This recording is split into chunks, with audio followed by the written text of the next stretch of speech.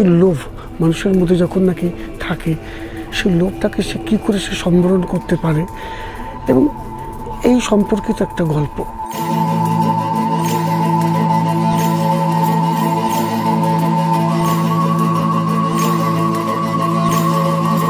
আমি প্লাবন বসু, সবাইকে শুভেচ্ছা জানাই।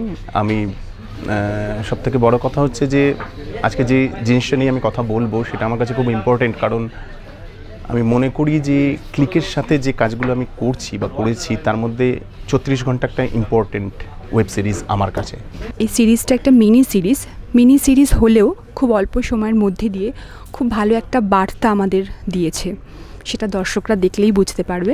আমার আপনার মতোই সাধারণ একটি ছেলের গল্প বা কিছু মানুষের গল্প, যে জীবন নির্বাহ করা এত কঠিন হয়ে যাচ্ছে বলে আমরা মনে করছি যে আমরা শর্টকাট খুঁজতে শুরু করছি।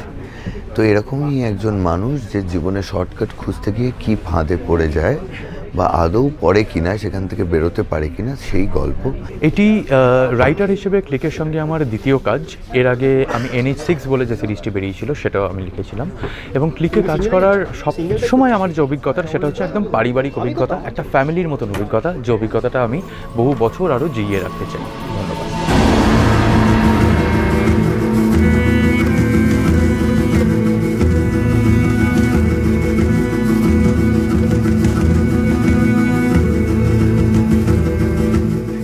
আমি যতখানি জানি, নীরজজি এমন একজন মানুষ, নীরজজি প্রতি মুহূর্তে কিন্তু নিউ কামারদের ভীষণভাবে কিন্তু উনি বলেন যে ওনাদেরকে সুযোগ দিতে হবে। উনি ক্লিক কিন্তু সেই ধারাবাহিকতা প্রথম দিন থেকে এখন পর্যন্ত সেটা কিন্তু মেনটেন করে চলেছে। এই জন্য কিন্তু অসংখ্য ধন্যবাদ ক্লিক।